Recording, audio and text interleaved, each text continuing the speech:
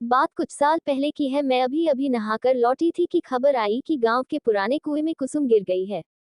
देखते ही देखते ये खबर गांव में आग की तरह फैल गई। सबको कुसुम की फिक्र तो थी ही, पर सबसे बड़ी फिक्र उसके बच्चे की थी। कुसुम पेट से थी। मैं दौड़ी दौड़ी पुराने कुएं के पास पहुंची तो देखा वहां पर पहले से ही भीड़ जमी हुई है।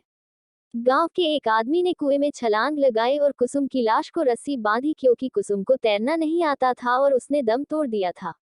उस समय वह पेट से थी। पानी में गिरने के बाद वह चीखी होगी, चिल्लाई होगी, पर पुराने कुएं में कम ही लोग पानी भरने आते थे, क्योंकि कुसुम का खेत कुएं के बगल में ही था, इसलिए उसका इस कुएं पर आना जाना लगा रहता था।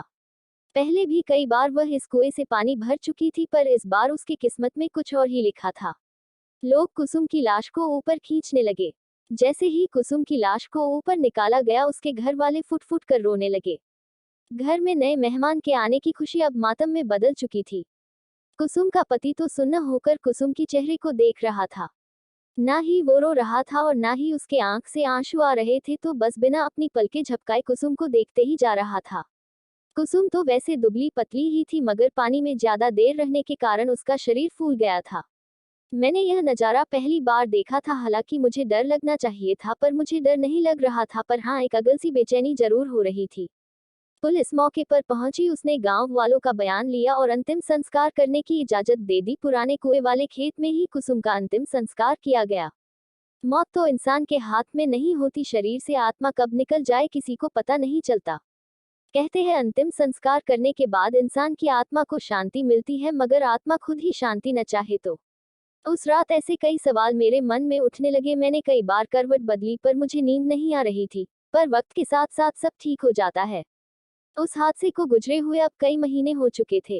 एक बार एक मजदूर उस पुराने कुएं वाले खेत में काम कर रहा था, तभी उसे एक औरत के रोने की आवाज आती है। वह कुएं के पास जाता है। उसने देखा कि वह आवाज कुएं के अंदर से आ रही थी। जैसे ही वह कुएं के अंदर देखता है, अगले दिन उस मजदूर को तेज बुखार आता है। तेज बुखार से उसका शरीर तप रहा होता है। वह बार बार कहता रहा कि मेरे पास मत आओ, मैंने तुम्हारा क्या बिगाड़ा है, मुझे छोड़ दो। उस शाम उस मजदूर की मौत हो जाती है। गांव में अब पुराने कुएं का डर फैल जाता है। कुसुम की आत्मा अभी भी उस कुएं में है, ऐसी बातें गांव में शुरू हो जाती है। कुसुम के घर वाले भी कुएं के पास वाले खेत में खेती करना छोड़ देते हैं। ये सब सुनकर मुझे कुछ समझ नहीं आ रहा था।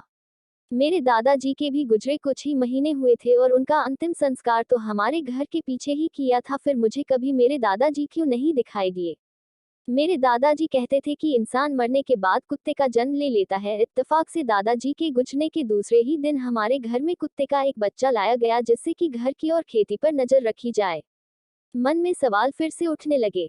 मुझे कई बार उस पुराने कुएं पर जाने की इच्छा हुई, पर डर के मारे कभी हिम्मत नहीं हुई। हालांकि हमारे घर तक आने का सबसे छोटा रास्ता उसी कुएं के पास से गुजरता था, पर ये सब होने के बाद हमने दूसरे रास्ते से आना जाना शुरू कर दिया। एक रात पिताजी बाजार से घर लौट रहे थे। आज उन्हें बहुत देर हो चुकी थी।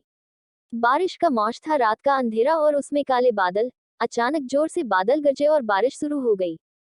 पापा एक पेड़ के नीचे रुक जाते हैं और बारिश रुकने का इंतजार करते हैं। बारिश रुकने की बजाय और बढ़ रही थी। उसके बाद उन्हें पुराने कुएं के पास छोटा रास्ता याद आता है। मेरे पापा भूत प्रेत पर विश्वास नहीं करते थे। पापा पुराने कुएं के रास्ते पर चल पड़ते हैं। चारों तरफ अंधेरा और तेज बारिश की आवाज। पापा तेज चलने लगते हैं। तभी उनके पैरों के साथ पायल की आवाज आने लगती है। पापा एक जगह रुक जाते हैं तो पायल की आवाज भी शांत हो जाती है। पापा फिर से चलने लगते हैं। उसी के साथ पायल की आवाज भी आने लगती है। तभी उनके पीछे से कोई गुजरता है। वह पीछे देखते हैं तो पीछे कोई नहीं होता, पर जैसे ही वह आगे देखते हैं, उन्हें कुसुम की आत्मा दिखाई देती है। उसे देखकर पापा की आंखें फटी की फटी रह जाती है। वह डर के मारे पीछे जाने लगते हैं और कीचड़ में फंसकर गिर जाते हैं। कुसुम की आत्मा धीरे धीरे पापा के पास आने लगती है।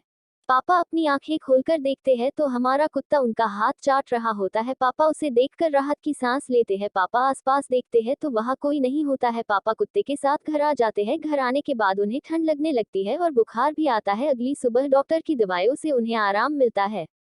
उसके बाद वह रात का किस्सा सब घर वालों को बताते हैं। तभी मेरे ताऊ जी कहते हैं कि बड़े बुजुर्ग ठीक कह गए हैं, मरने के बाद इंसान कुत्ते का जन्म ले लेता है, और यह कुत्ता और कोई नहीं बल्कि हमारे पिताजी ही है। उन्हीं ने ही तुम्हारी उस आत्मा से रक्षा की है। फिर से मेरे मन में कई सवाल उठे, पर इस बार मैं समझ गई थी कि कई सवाल ऐसे भी होते हैं जिनका जवाब आज तक इंसान ढूंढ ही नहीं पाया। आपको क्या लगता है, मरने के बाद इंसान का आखिर क्या होता है?